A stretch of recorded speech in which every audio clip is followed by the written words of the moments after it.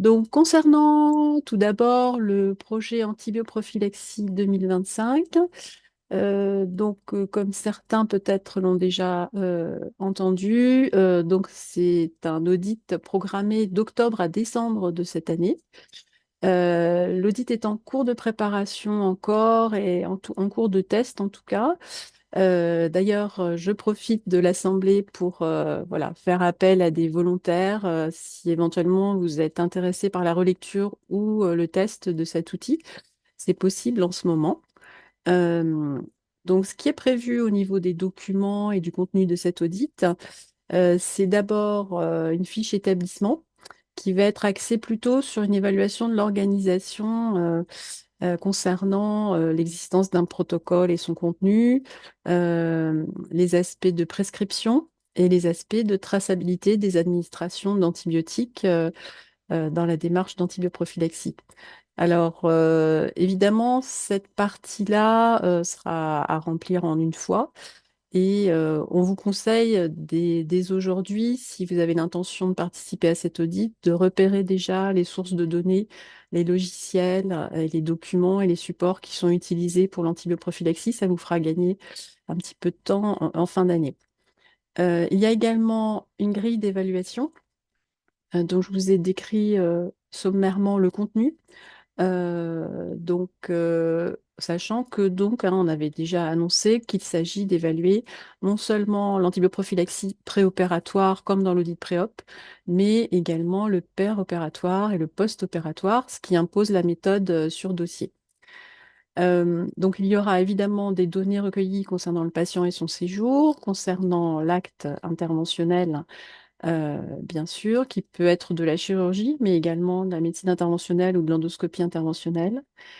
Et enfin, le cœur du sujet, ce sera l'administration d'antibiotiques dans le cadre d'une antibioprophylaxie, ce qui peut, selon les spécialités et les actes, se situer la veille au soir, comme dans certains cas en chirurgie colorectale, le jour de l'intervention avec le pré et le opératoire, et éventuellement les jours suivants, si c'est recommandé dans les RFE de la SFAR, en post-opératoire. Avec, comme on le sait, il y a des mésusages hein, sur cette partie post-opératoire, l'évaluation et la distinction entre une antibioprophylaxie prolongée d'éventuellement 24 à 48 heures, comme c'est parfois le cas dans les recommandations, ou plus longtemps. Et là, donc, il faudra repérer ce qui est une sorte de dérive, et puis à distinguer de l'antibiothérapie curative qui est parfois nécessaire sur avis d'un infectiologue en fonction de ce qui a été observé pendant l'opération ou des résultats qui peuvent être reçus voilà, dans cette période. Donc, pour info, il y a un outil informatique qui va être préparé cet été, à partir de juin. Il y aura donc 2 webinaires sur ce thème pour accompagner les établissements qui participent. Donc, avec un webinaire le 17 juin pour vous présenter l'outil et cette session servira aussi de formation aux auditeurs si vous le souhaitez puisqu'on ira assez dans le détail sur la grille. Et puis, il y aura une explication de l'utilisation de l'outil informatique en septembre, donc fin septembre, 23 septembre exactement. Voilà, donc n'hésitez pas d'ailleurs à utiliser le chat, hein, on ne l'a pas dit en début de session, si vous avez des questions ou si vous êtes volontaire pour participer à cette démarche. Concernant maintenant le deuxième thème de la prévention, qui est les quick audits sur la préparation cutanée de l'opéré. Donc, on avait donc mis à disposition ce nouvel outil qui arrive en complément de l'audit pré-op en octobre de l'année dernière. Il est donc disponible sur le site du CEPIAS, comme les autres outils pour l'instant. Et donc, ma collègue Isabelle Arnaud a préparé l'outil Excel correspondant sur les quatre quick audits, douche, dépilation, détertion, antisepsie. On a fait le compte des établissements qui avaient pu nous renvoyer leurs résultats. Alors voilà, bon, c'est un nombre quand même limité, mais c'est intéressant parce qu'il y a eu beaucoup de fiches remplies et on se dit qu'on pouvait quand même faire une première analyse, des analyses préliminaires pour voir un petit peu les tendances. Et là, donc, on propose de vous restituer ces informations. Pour rappel, pour ceux qui ne connaissent pas, il y a deux modules, hein, un module douche d'épilation et un module détertion antisepsie, avec des grilles associées, aide au remplissage et diaporama de formation des auditeurs. Donc en pratique, ces quick audits normalement sont proposés pour, par exemple, des réévaluations après avoir fait un audit complet via l'outil Préop, mais ça peut également être une première évaluation qui est menée. Ce sont des audits qui sont en principe utilisés pour voilà, cibler certains points qu'on a pu, points problématiques qu'on a pu identifier dans les audits précédents. En tout cas, en termes d'utilisation, sur les 10 établissements là, qui ont participé, 9 ont fait les 4 quick audits, ce qui est intéressant pour nous aussi, puisque ça nous permet d'avoir un test un peu en plus, enfin, à plus grande échelle que, que les tests qu'on a réalisés avant de les diffuser, et d'avoir pas mal de données à analyser. Donc on les remercie beaucoup. Vous voyez, ça faisait à peu près en moyenne, hein, on a eu 70 grilles remplies par les établissements et 16 à une vingtaine par Quick Audit. Alors, les premiers résultats. Donc, le module 1, douche d'épilation, se fait, et c'est une nouveauté par rapport à l'audit préop, par interview des patients, avec un lieu qui est au choix et selon l'organisation des équipes. Donc, ce qui était proposé, c'est soit en préopératoire, soit en post-opératoire. Et vous voyez que c'est plutôt en préopératoire que ça a été mené euh, pour l'instant, avec 75% des fiches issues du préopératoire. Et en pratique, ça s'est surtout passé en chirurgie et soit en hospitalisation, soit en ambulatoire. Donc, on a 500 grilles environ qui ont permis de faire des analyses. Et vous voyez, donc, on a l'âge, le sexe des patients qui ont été interviewés, et qui se situaient donc principalement enfin, à moitié, pardon, en ambulatoire. Alors, un des points qui était une nouveauté dans cet audit, c'est l'aspect information des patients qui a été évalué. Et on a ici donc les camemberts correspondants et comparés avec une comparaison entre la douche et la dépilation.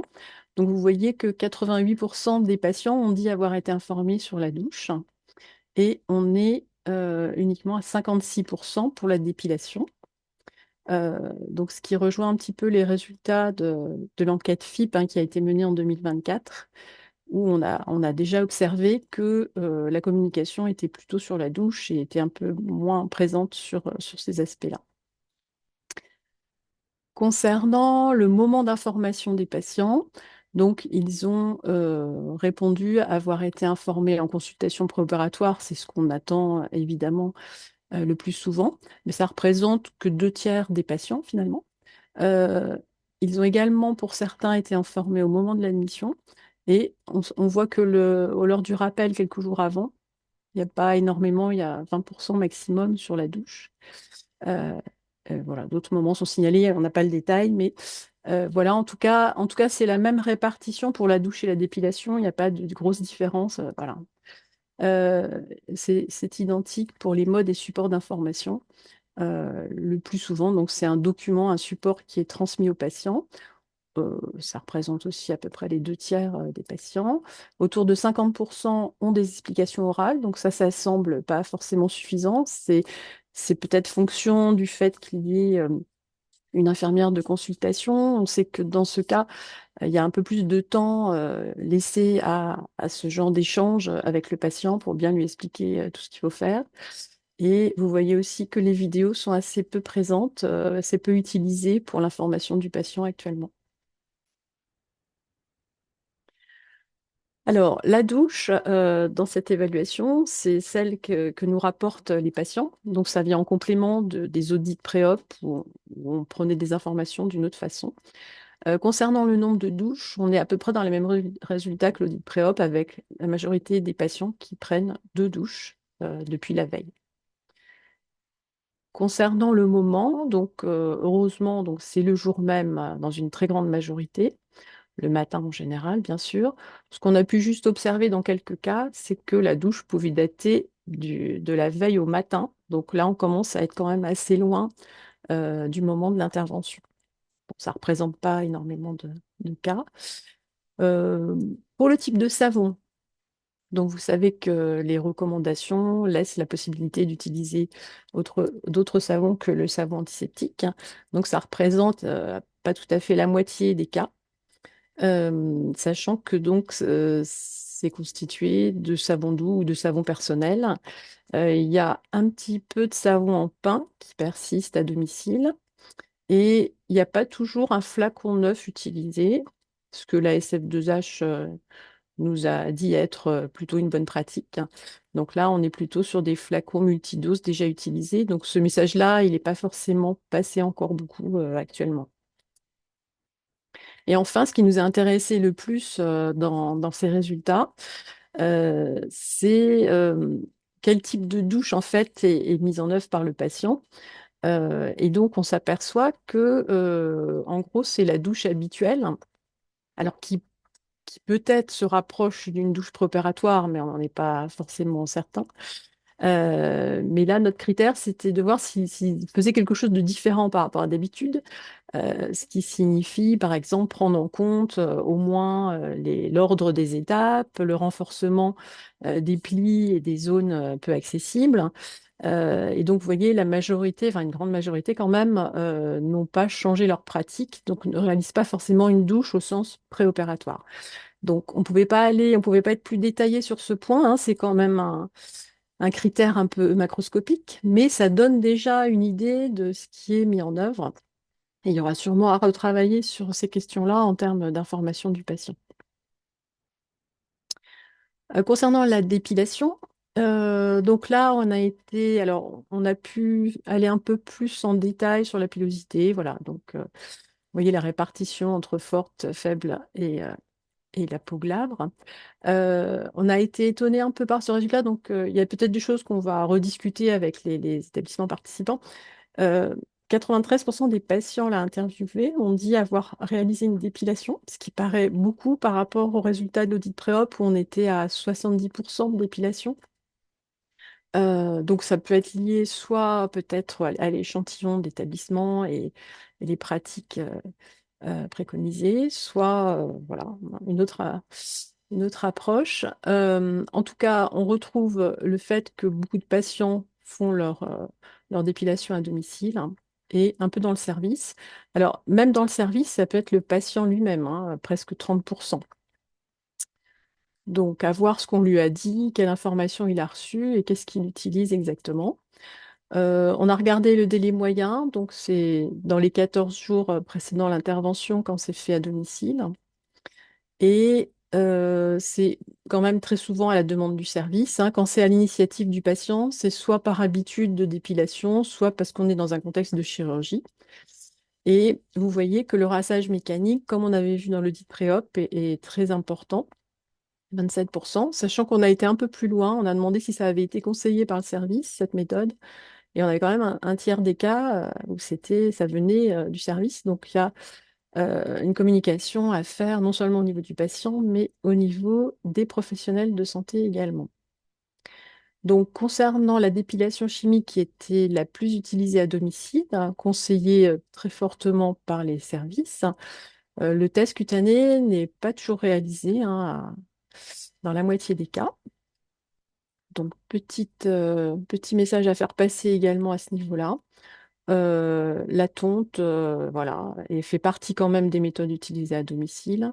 Avec, on a vérifié un nettoyage avant utilisation, qui est quand même dans des chiffres très, très élevés.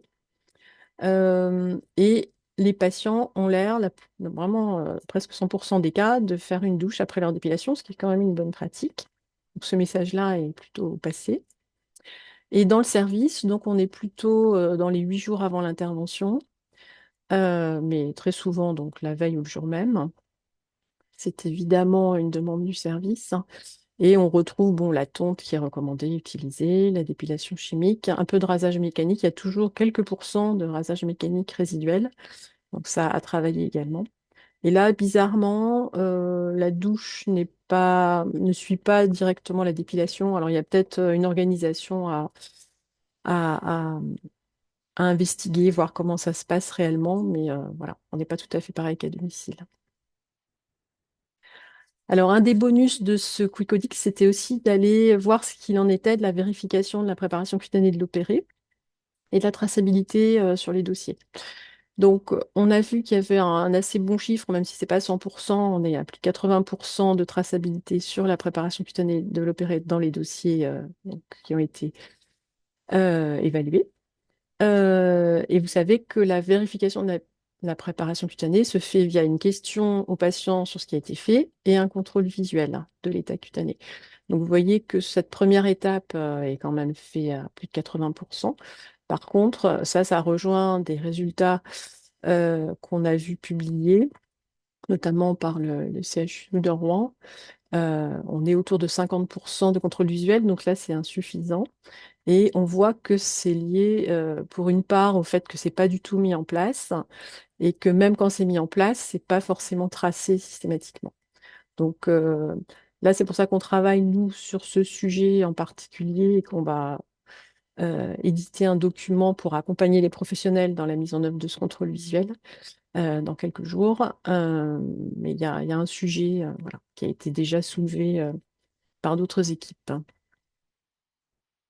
Alors, après la douche et la dépilation, je vous propose de passer au module 2 avec quelques infos sur la détertion et l'antisepsie au bloc opératoire. Donc, plus de 300 grilles et une méthode qui a été soit un audit classique par l'équipe de prévention du risque infectieux, soit de l'auto-évaluation avec bon, un âge toujours à peu près dans les mêmes zones et donc l'ambulatoire presque à 50% comme tout à l'heure. Alors, un des premiers éléments supplémentaires à l'audit pré-op, c'était d'aller voir la traçabilité de ces étapes-là, qui est apparemment très bonne dans les dossiers. Donc là, c'est meilleur que pour la douche d'épilation. Et concernant la détertion, donc vous savez qu'on fait toujours la distinction entre souillure visible et absence de souillure visible. Donc ici, on est bien à 100% de nettoyage pour une situation qui est assez faiblement rencontrée, puisqu'on est en intervention programmée. On ne devrait pas avoir beaucoup de souillure théoriquement, donc ça c'est le cas. Et même si les recommandations laissent la possibilité d'utiliser du savon doux, on voit que le savon antiseptique est encore très présent à cette étape. On voit que c'est à 100%, y compris en cas d'absence de souillure visible, euh, sachant qu'il y a voilà, 80% de nettoyage encore, même si voilà, les choses pourraient normalement changer, évoluer.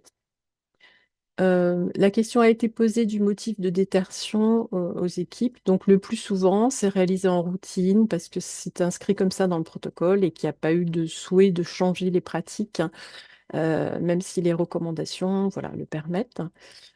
Ça, c'est les mêmes résultats, la même tendance que dans l'audit pré-op. On a été un peu plus loin sur la détertion dans les grilles, puisqu'on a voulu décrire ce qui était fait en termes de nettoyage, rinçage et séchage, sachant qu'on a beaucoup de questions sur qu'est-ce qui est attendu et que les recos ne sont pas précises là-dessus. Donc, on peut déjà vous donner quelques éléments dans cet échantillon de 10 établissements sur ce qui se fait. Donc, rinçage, enfin, c'est l'eau stérile ou le chlorure de sodium qui sont vraiment les plus utilisés. Et puis différents matériels, voilà, et également utilisés avec visiblement une prédominance quand même de matériel stérile. Et le séchage a l'air adapté dans presque 100% des cas. On attend un tamponnement, un essuyage euh, pour cette étape-là.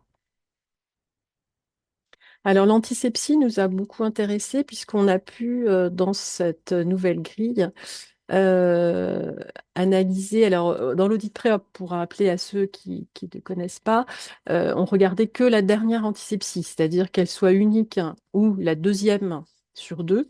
On regardait que la dernière. Et là, à la demande des établissements, et c'est apparu notamment quand on a fait l'enquête d'impact, qu'on a su que les établissements auraient bien aimé évaluer les deux antisepsies quand il y en a deux. Donc, on a donc eu la situation suivante d'avoir deux applications dans 62% des cas ici, versus l'application unique. Et on a donc présenté les résultats de façon comparative avec ceux relatifs à l'application unique et puis ceux relatifs à la première et à la deuxième application d'une double application. Donc, vous verrez, c'est assez intéressant de comparer sur les différents critères. Alors, le premier critère, c'est les professionnels, leur habillage, le type d'antiseptique. Alors, sur l'application, première application, on est dans le schéma attendu habituel d'une réalisation par des ibodes ou infirmières de bloc et habillés non stériles. Euh, pour la deuxième application, on est théoriquement dans le référentiel de 2004 de la SF2H. On parle voilà, d'un membre de l'équipe chirurgicale habillé stérilement. Donc, on est dans un certain nombre de cas dans cette situation. Alors, c'est pas toujours effectivement le chirurgien. On est à peu près à moitié-moitié entre chirurgien interne et puis IBOD, IDE à cette étape. Par contre, la stérilité n'est pas non plus à 100%, mais majoritaire. Et ce qui nous a... Alors, l'antiseptique, j'en parle tout de suite, c'est les taux retrouvés dans l'outil de pré-op. On est autour de 80% d'antiseptique alcoolique. Et ce qui nous a paru, par contre, un peu curieux, c'est que dans le cas où il y a une seule application d'antiseptique avant l'intervention, on a des résultats un peu intermédiaires. On s'attendait à avoir un peu ce qu'on a en application 2 sur 2. Et visiblement, on est dans une majorité de réalisation par des infirmières. Ça pose pas de souci en soi, hein, mais ce qui est plus étonnant, c'est qu'elles ne sont pas forcément habillées en stérile. Donc il faut qu'on creuse tout ça, qu'on en rediscute avec les établissements participants. Et on a également un pourcentage d'antiseptiques alcooliques qui a l'air beaucoup plus faible que d'habitude. Donc, à voir s'il y a quelque chose de particulier concernant cette application unique. Est-ce qu'il y a vraiment des pratiques très différentes de l'attendu ou est-ce qu'il y a une explication? Donc ça, on verra. Peut-être que certains d'entre vous ont des hypothèses, mais voilà, on va sans doute creuser cet aspect-là. Concernant la méthode d'application de l'antiseptique et le port de gants, on a également regardé en fonction du type d'application. Donc, on est plutôt sur du méthode no touch avec des gants non stériles pour la première application et du no touch avec gants stériles pour la deuxième. Donc là, en majorité, on est plutôt dans ce qui est habituel ou attendu. Concernant l'application unique, euh, on est donc sur le no touch, on est très, voilà, presque à 100%. Par contre, il y a quand même une grande, pas une majorité, mais une grande fréquence d'utilisation de gants non stériles. Donc, ça interroge également sur ce critère-là. Et enfin, l'application de l'antiseptique et son séchage. Alors, sur les applications première et deuxième, on voit que le séchage est mieux réalisé visiblement sur la première application que sur la deuxième.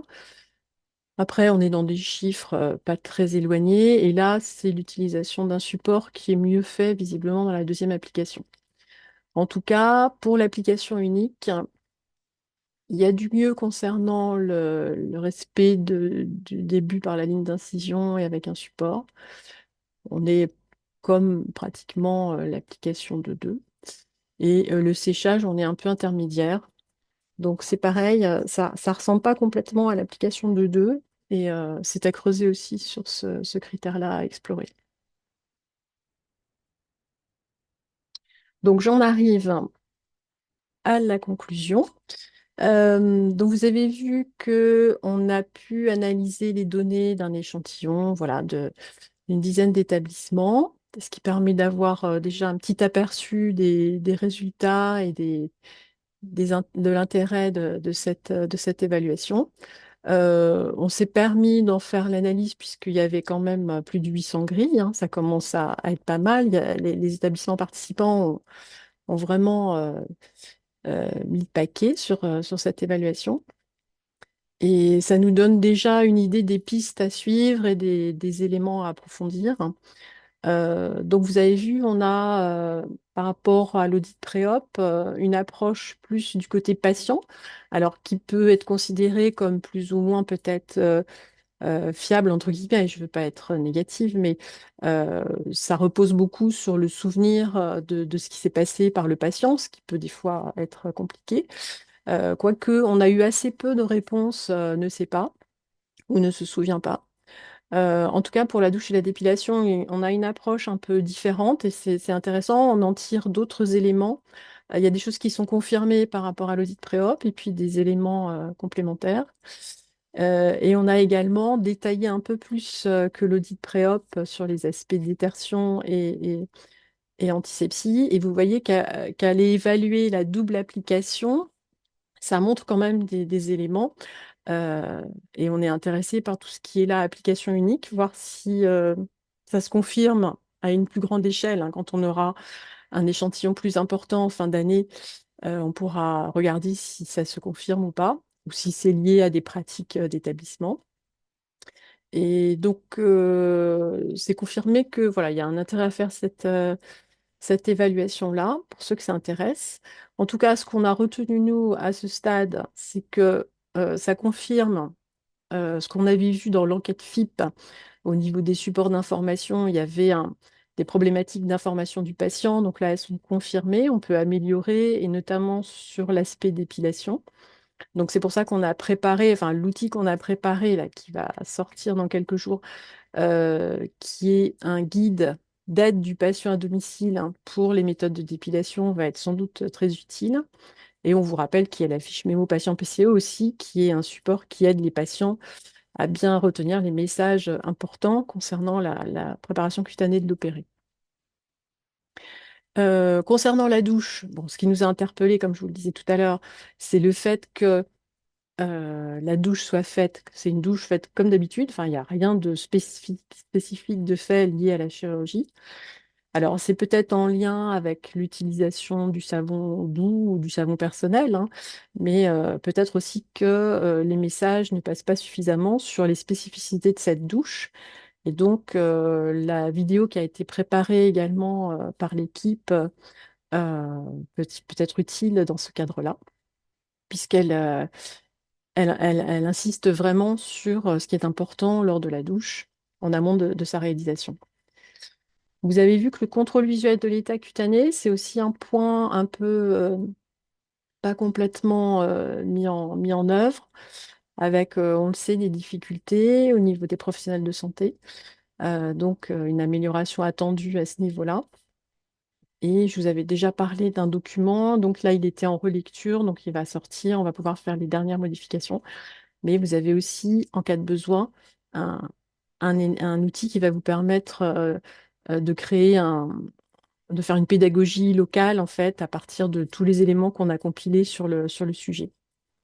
Enfin, sur l'antisepsie, vous avez vu que pour l'application unique, on a vu des choses qui étaient un peu particulières. Donc, on va sans doute explorer un petit peu plus ce point-là. Et le port de gants, alors j'ai pas beaucoup insisté, mais il y a des moments où on met du gant stérile alors que c'est pas nécessaire. Donc là, par rapport à l'éco-responsabilité, on peut peut-être revoir les choses. Et puis à l'inverse, on va avoir du non stérile à la place du stérile. Donc euh, visiblement, il y a des petites choses à revoir, même si effectivement les recommandations sont peut-être pas si précises que ça à ce niveau-là. Mais on peut en rediscuter et les membres du groupe de travail prévention ont réfléchi à ces questions et donc on pourra, en tout cas dans le rapport qui va être associé à cette évaluation, on pourra proposer des critères d'interprétation des différentes situations rencontrées, qui sont assez nombreuses, hein. En fait, on a retrouvé beaucoup de cas différents, une hétérogénéité des pratiques en fait dans les établissements concernés. Voilà, donc en tout cas, vous avez une petite idée maintenant de l'intérêt que peuvent avoir ces quick audits, hein, un peu plus concrètes. Donc vous avez une version, hein, qui est disponible pour vous depuis janvier, avec tous les outils nécessaires pour sa mise en œuvre. Euh, donc moi, je termine à ce niveau-là. Je voulais juste remercier les établissements qui ont, dès la sortie l'année dernière de l'outil, voulu l'utiliser et donc ça nous permet de pouvoir vous présenter ces premiers résultats. Voilà, donc après, ce qui est prévu, c'est que Béatrice et peut-être Nabil vous fassent un point sur l'aspect surveillance de SpeakMe. Delphine, Euh, est-ce que tu oui. veux répondre aux questions qui sont dans le chat? Ah Tu oui, veux que je te les c'est vrai qu'il y en lise? a peut-être. Oui, oui, il y en a peut-être, c'est vrai. Je suis passée trop vite à la surveillance. Je voulais y échapper. Non, non, Oui, non, tu non, t'es pas pas du tout, compté pas sur du tout. moi. Euh, Bah écoute, si tu veux, tu les as Oui, à l'écran? alors oui, je les Ok, ai à l'écran. Il y a un merci. établissement qui demande jusqu'à quand les établissements peuvent-ils se porter volontaires pour relier la grille. Alors ça, c'est pour l'antibioprophylaxie, c'est ça? Bah écoutez, on a une réunion du groupe de travail cette semaine et on les revoit ensuite mi-juin. Ça serait avant la mi-juin, si possible, hein. Je ne sais pas si ça vous convient en termes Je vais essayer de de redonner timing. le micro autorisé s'il y a des gens qui veulent. Alors, Échanger. oui, Mm. si la personne qui a posé la question, si ça lui allait comme On peut réponse. toujours nous faire un message hein, sur speakme.contact@php.fr et je répondrai précisément à ce moment-là ou je rappellerai la personne, à moins que ça marche. Voilà, des histoires de Bonjour, je ne sais micro. pas si vous m'entendez. Ah oui, Oui, très bien. Oui, Oui. bonjour.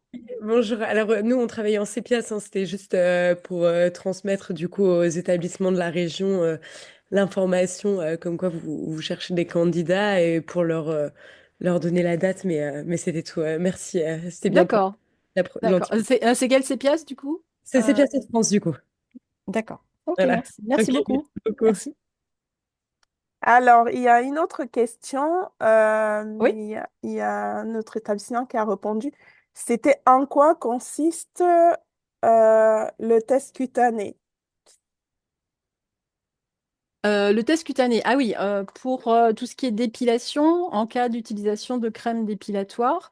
Bah, ça va être simplement choisir une zone qui n'est pas, qui est différente de la zone à opérer et appliquer le produit que le patient souhaite utiliser sur la peau quelques jours avant l'utilisation prévue pour voir s'il y a et observer s'il y a une réaction cutanée. Voilà, c'est ça, le test cutané dont on parle. D'accord. Alors, il y a une dernière question qui est longue. Le maintien de la détection ne permet-elle pas aux équipes de récupérer la faible vérification visuelle de la propreté corporelle, entre parenthèses 12 préop, avant intervention? N'y a-t-il pas un impact de l'usage de badigeons pré-remplis, Cora PrEP, sur les modalités d'application de l'antiseptique? Idem pour les gants non stériles. Alors, j'ai bien saisi. Alors, je vais peut-être relire le. Ouais, c'est dans le chat. C'était clair hein, ce que tu as dit, Béatrice, mais Vas-y. il y a plusieurs questions, c'est ça, Oui, hein. c'est ça. Alors, bon. Alors, c'est vrai que la préparation cutanée de l'opéré, c'est plusieurs étapes. Et c'est vrai que les dernières recommandations demandent d'avoir une analyse de risque et de définir localement qu'est-ce qu'on fait en fait. Une seule douche, double douche, la détertion ou pas, dans quel cas, une ou deux antisepsies. Enfin, voilà. Donc, c'est un peu à chacun de faire son protocole. Alors, la faible vérification visuelle, ça supposerait que vous pensez qu'on ne peut pas améliorer trop les pratiques. C'est vrai que toutes les étapes de la PCO, c'est des barrières en fait, hein. Chacune joue un rôle de barrière, un rempart contre le risque infectieux. C'est vrai que certains, alors peut-être que c'est une raison de maintenir la détertion, effectivement quand les étapes d'avant ne sont pas complètement maîtrisées. Maintenant, nous, on pense qu'il y a moyen, sans doute, de travailler sur même les aspects psychologiques hein, du fait qu'il n'y a pas toujours cette vérification. Bon, c'est une question d'organisation, de temps, mais c'est aussi, on peut aider les professionnels à le faire au mieux, en fait, en utilisant aussi les bons mots, Faut pas simplement parler de propreté, c'est l'état cutané dans son ensemble, puisque ça va prendre en compte à la fois la dépilation, la propreté et l'absence de lésions cutanées. Donc, il nous semble qu'il y a moyen de travailler, d'améliorer les pratiques en accompagnant un peu les professionnels. Maintenant, la détertion, moi, je n'ai rien à dire là-dessus. Si vous voulez la maintenir, il y en a qui la maintiennent aussi parce que par exemple, la douche est faite à domicile par le patient et ils n'ont pas complètement confiance, donc ils préfèrent maintenir la détertion avant l'antisepsie. Il y a toutes sortes de situations, d'éléments pris en compte. Donc, nous, on décrit ce qui se passe, on essaye de comprendre les freins, les obstacles, par exemple au suivi des recommandations. Mais voilà, on ne juge pas et chacun a ses raisons et son évaluation des risques qui fait qu'on choisit de faire telle ou telle, de maintenir telle ou telle pratique. Voilà pour cette première question. Alors, un impact de l'usage des badigeons pré-remplis sur les modalités d'application de l'antiseptique. Ah, alors ça, c'est une question. Alors, c'est vrai que j'ai vraiment survolé là les résultats. Ce sont des résultats préliminaires. On va effectivement approfondir et regarder ce qui se passe en fonction des produits utilisés, parce qu'effectivement, il y a peut-être des pratiques qui sont liées à certains produits antiseptiques. Oui, oui, tout à fait, tout à fait. On va regarder justement quels sont les facteurs qui agissent en fonction de ce qu'on a pu recueillir, hein, parce qu'il y a des éléments qu'on ne maîtrise pas, mais on va regarder, voilà, pourquoi il y a des gants non stériles utilisés. On va essayer de voir en fonction des produits, en fonction des professions, en fonction de même de l'habillage associé, du lieu de réalisation. Donc, on va regarder tout ça. C'est la même personne, voilà. Oui, Et non. Ah oui, non, après, je crois c'est... que c'était terminé. Voilà. Vous avez OK. vos micros ouverts s'il y a d'autres questions Hein. ou pas. Non, merci. C'était Sandrine Canoë pour le CPS Occitanie. Merci pour les réponses. Ça a D'accord. apporté à mes deux remarques. OK. Pour la douche, c'était plutôt ce qui est véhiculé, c'est la gêne qu'ont certains soignants d'aller rencontrer un patient pour lui demander bah, s'il a pris sa douche avant de venir. Donc, je pense que c'est plutôt dans les mots qu'il faut qu'il trouve hein, pour justifier Oui, cette vérification oui, de oui. la préparation Non, du oui, oui, parce que si on parle que de propos, enfin là c'est la douche encore, mais enfin, c'est-à-dire que ça introduit peut-être un sentiment qu'on fait pas, que les patients on leur fait pas confiance. Enfin voilà, donc il y a un aspect vraiment psychologique de communication qui est très important comme tu le soulignes. Oui, oui, oui. et culturel aussi hein, pour certains. Ah oui, oui, oui, parce qu'il y a, bah, on décrit tout ça dans le document. Il y a Et plein d'aspects qui rentrent en ligne de compte et voilà, il faut faire attention à la façon de le faire. Oui. Mm. Ok. Donc le temps est peut-être venu de passer au volet surveillance. Donc ce qui est prévu, c'était que Béatrice vous donne fasse un point d'actualité sur l'importation et réponde à vos questions, surtout si vous en avez. Surtout, oui. Donc Euh, c'est bon, tu as la parole, Béatrice. Merci. d'accord. Alors, je vais essayer de partager mon écran. Alors, j'ai deux, trois petits trucs à vous présenter. Delphine, c'est bon, mon écran se voit là? Oui, moi je le Oui, vois en tout cas. d'accord. Alors, j'ai deux, trois petites choses à vous dire concernant l'importation sur les difficultés que vous rencontrez très souvent. Et la première, c'est un peu de notre faute, donc je vais vous expliquer pourquoi. Alors, tout d'abord, je vais dire à tous les établissements, ceux qui n'ont pas encore importé et même ceux qui ont déjà importé et qui ont eu des difficultés pour l'année prochaine, c'est surtout ne pas nous envoyer votre fichier de données par mail pour le respect RGPD. Donc, il faut nous contacter par SPIGMI Contact et nous dire que vous avez des problèmes. Et là, on vous envoie un lien sécurisé pour pouvoir y déposer votre fichier et voir comment on peut euh, vous aider à résoudre ou à corriger toutes les erreurs que vous avez rencontrées lors de l'importation. Euh, la plupart des établissements ont eu ce souci en important le fichier de données. Ça venait de quoi? On leur disait les entêtes du fichier ne correspondent pas ou ne répondent pas aux exigences. En fait, on a introduit 3 nouvelles variables en 2024. Une variable, un plan pour la surveillance unit-based, parce que celle-ci existait déjà pour la surveillance patient-based. La variable prélèvement, pour savoir si le prélèvement était effectué, et les valeurs possibles, c'est celles qui sont affichées, et le résultat de prélèvement. Sauf que quand on les a rajoutés, il y avait certains établissements qui avaient déjà récupéré le fichier Excel au tout début, où on n'avait pas modifié, on n'avait pas rajouté ces variables, surtout les 2 premières. La troisième, on l'avait aussi rajoutée, mais le souci, c'est qu'on ne l'avait pas mis à la bonne position. On l'avait positionné après la variable CCM qui concerne le code, le code d'intervention. Sauf que quand il a fallu faire des modifications sur la plateforme, on s'est rendu compte qu'on ne pouvait pas la positionner à cet endroit et qu'il fallait la positionner à la fin du fichier, c'est-à-dire après la variable valchir. C'est pour ça que vous avez eu ce souci, la plupart des établissements, où il vous dit justement que il manque résultat prélève et prélèvement pour ceux qui ne l'avaient pas mis.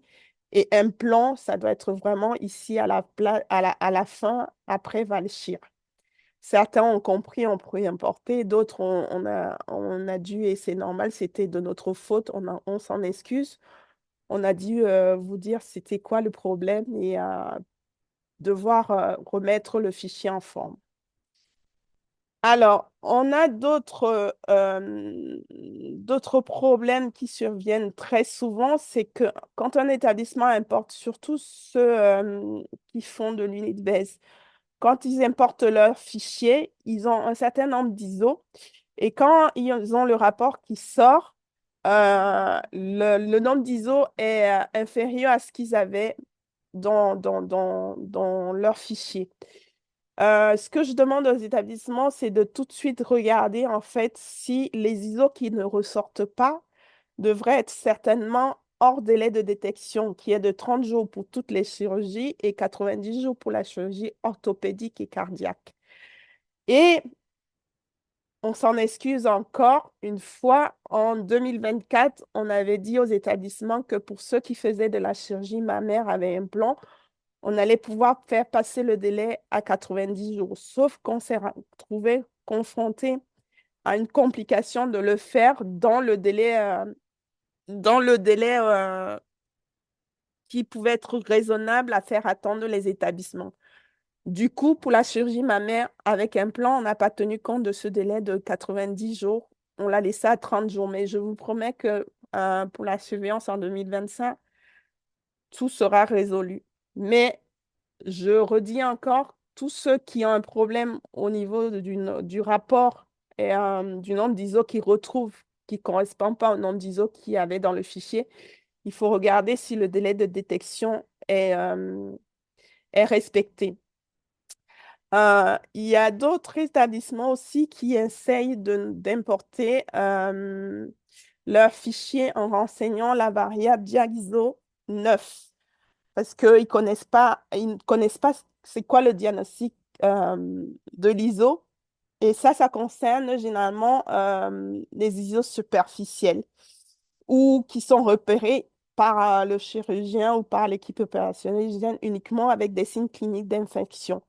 Donc, il n'y a pas moyen de remplir, donc il n'y a pas de reprise, il n'y a pas de prélèvement microbiologique positif, il n'y a pas d'antibiotiques dans les cas supérieurs à 48 heures avec signe clinique.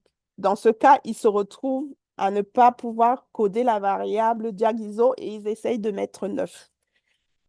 Nous sommes désolés, jusqu'à présent, on est conscient qu'on passe à côté de ces ISO, mais on ne peut pas faire autrement. On vous promet que l'année prochaine, on a décidé de rajouter une autre catégorie. Certes, ça ne va pas rentrer dans notre algorithme de détection d'ISO, mais ça va permettre à vous et à nous de ne pas passer à côté de certains ISO. Mais pour cette année, ça ne va pas être possible de renseigner ces ISO. On passera encore à côté de celle-là.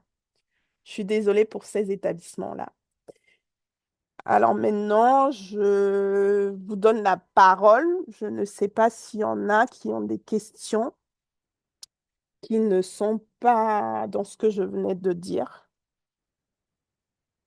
Je réactive les micros. Je ne sais pas s'il y a... Tu veux que je te lise le chat ou tu Oui, regardes Ouais. oui. Alors, tu as une question de Madame Beauchaton, une remarque de Madame Beauchaton. Il faudrait mettre diagnostic médical. Ça doit être une suggestion de modification Oui, pour... c'est ça. On a rajouté une catégorie pour l'année prochaine, pour Ok. ça, justement. Pour 2025, pour la suivante 2025, on a rajouté une Oui. nouvelle À catégorie. la place, elle suggère à la place de 9. Mm. Une personne du nom de Emma dit que dans notre surveillance, nous n'avons pas d'ISO, donc nous ne pouvons pas importer. Ah oui, ça, c'est aussi un autre truc. Pour ceux qui n'ont pas d'ISO, vous pouvez cliquer sur il y a un bouton. Quand vous vous connectez, vous renseignez les spécialités chirurgicales que vous allez surveiller, vous renseignez les interventions. Vous allez arriver dans une fenêtre où vous pourrez cliquer sur soit importer le fichier, soit je n'ai pas d'ISO. Et là, vous pourrez cliquer dessus et il vous demandera de renseigner l'ensemble du nombre d'interventions que vous avez surveillées. Mais on a besoin de cette information des établissements qui n'ont pas eu d'ISO. Il y a moyen de cliquer dessus. Vous n'avez pas de fichier à importer, ça c'est sûr, mais vous avez besoin de remplir l'ensemble des interventions surveillées que vous avez faites sur la période d'inclusion, qui est de 6 mois, de janvier à juin 2024. Donc, Béatrice, c'est le champ simplement où on met le nombre d'interventions, c'est ça? Voilà, ça va, oui, le champ va apparaître. Il faut Mm. au départ cliquer sur Je n'ai pas d'ISO. Mm. Il y a deux onglets où on peut cliquer. On peut cliquer sur Je n'ai pas d'ISO ou cliquer sur Importer son fichier Mm. pour ceux qui ont un fichier à importer. C'est bon pour la personne, elle a dit merci. Je vous en prie. Je vois si... On attend un petit peu, voir s'il y a d'autres Question, oui. questions. Mm. Alors, monsieur, madame Giner, au moment de l'import de nos données, les Mhm. nouveaux codes CCAM sains apparaissent en erreur. Normalement, ils ont été introduits. Donc, je crois que, Madame Giner, j'ai votre mail, je reviendrai vers vous. Je dois vérifier avec ma collègue c'est quoi le problème. Mais normalement, les nouveaux codes, ça, elle les a mis sur la plateforme. Je vais vérifier avec elle si tout a été mis correctement. Et je reviens vers vous, je répondrai à votre mail très vite. Ok. Madame Pouy-Berlemont demande une confirmation sur la durée de validation de la surveillance. C'est bien 6 mois. La période d'inclusion des actes, c'est 6 mois, de janvier à juin. Après, il y a un délai de détection des ISO qui est de 30 jours pour toutes les chirurgies, à part la chirurgie orthopédique et cardiaque, qui est de 90 jours. Je ne sais pas si j'ai été claire. Je pense que c'est ça, non? C'est bien 6 mois d'inclusion. Oui, c'est 6 mois d'inclusion. Quand vous allez au-delà, parce que en fait, oui, il y a des établissements qui veulent faire la surveillance à l'année. Et généralement, quand vous faites la surveillance à l'année, au moment de remplir le nombre d'interventions pour ceux qui font de l'unit base, au moment de remplir le nombre d'interventions, vous avez deux cases qui vont apparaître. Une partie concernant la période qui concerne le SPICMI, c'est-à-dire les 6 mois, et une partie concernant la période que vous avez importée. Donc, vous devez avoir le nombre d'actes par intervention sur les deux différentes périodes pour pouvoir nous le remplir sur la plateforme. Parce que nous, on ne tient compte que de la période de 6 mois. Alors, Madame Pouy-Berlemont répond, toutes les cases indiquées obligatoires comme DP1, si elles ne sont pas renseignées, posent-elles problème lors de l'envoi du fichier? Alors, par exemple, DP1, je vais mettre là le thésaurus. DP1, c'est obligatoire? Oui, et on va vous le demander. Mais je pense que pour DP1, il y a moyen de laisser vide, mais je ne suis pas sûre. Il faut tester parce que Euh, j'ai eu des retours. Mais oui, quand l'exigence est là dans le thésaurus, là, je ne sais pas si vous voyez le thésaurus affiché, Delphine. Oui, oui, le Oui. thésaurus est affiché. Et dans la colonne thésaurus, il y a marqué si inconnu, laissez vide. Oui, voilà, c'est pour ça que c'est à vérifier en fait. Je dois vérifier si on avait laissé vite. Mais DP1 est obligatoire, NDA est obligatoire. Toutes les variables qui sont obligatoires, il faudrait les renseigner, sinon ça passe pas. D'accord, merci Bah, beaucoup. renseigner dans le cas, par exemple, des réhospitalisations, c'est obligatoire. Donc, il y a certaines règles où c'est obligatoire. Si vous avez déclaré que vous avez une réhospitalisation, par exemple, vous avez renseigné un code CCM de réhospitalisation, et bien là, il attend que ce soit renseigné. D'accord? Ok. C'est selon les règles de gestion que vous allez trouver là. C'est obligatoire dans certains cas. C'est clair? Oui, oui, merci beaucoup. Je vous en prie. Voilà, une nouvelle question. Pensez-vous pouvoir ouvrir la plateforme plus tôt en 2026? Oui. Ça, on vous promet que ce sera ouvert et on s'en excuse du retard. Cette fois-ci, c'était indépendant de notre volonté. Pendant un moment, on n'a pas eu de développeur. C'est pour ça.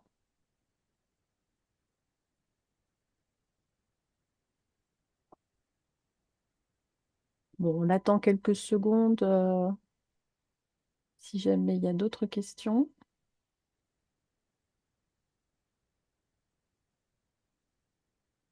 Bon.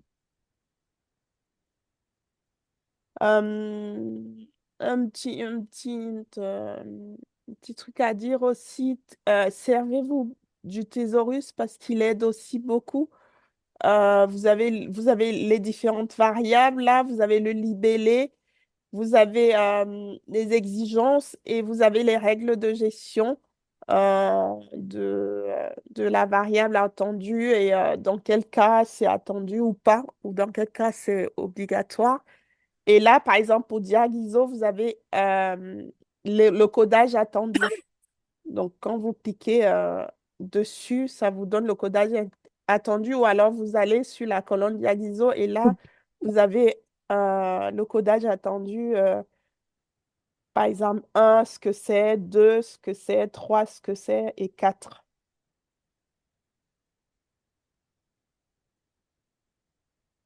Bon, bah écoute, Béatrice, je pense qu'il n'y a pas d'autres remarques, hein, visiblement. Donc, on approche de toute façon de l'heure de fin. Du coup, si vous avez d'autres questions, n'hésitez pas à envoyer vos questions sur speakme.contact. Et si vous voulez être destinataire, comme on le dit tous, Delphine et moi, des informations SpeakMe, vous pouvez aussi écrire et nous envoyer votre mail afin de recevoir les informations, en plus du référent. Vous précisez juste que c'est pour recevoir les informations concernant SpeakMe. Ok, bon, bah écoutez, on a fini un petit peu plus tôt que prévu, mais je pense que ça sera bien pour tout le monde.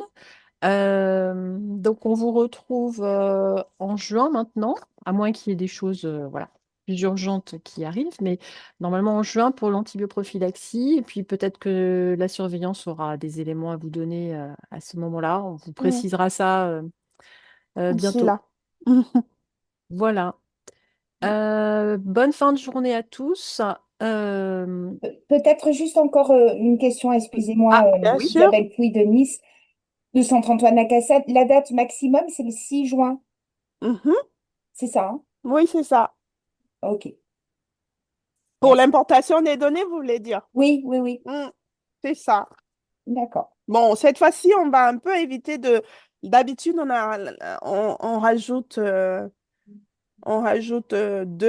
à 2 semaines, voire 3 semaines. L'autre fois, même, on a ajouté 3 semaines de délai. Mais comme on est vraiment, vraiment en retard sur l'importation et qu'on suppose que les fichiers de tout le monde étaient prêts, on va pas pouvoir ajouter des Oui, jours et oui, j'espère que tout le monde sera OK. sans problème, merci. Merci à vous. Donc, merci à tout le monde. On vous retrouve bientôt. Bon courage pour la fin de semaine. Au Merci, revoir. au revoir.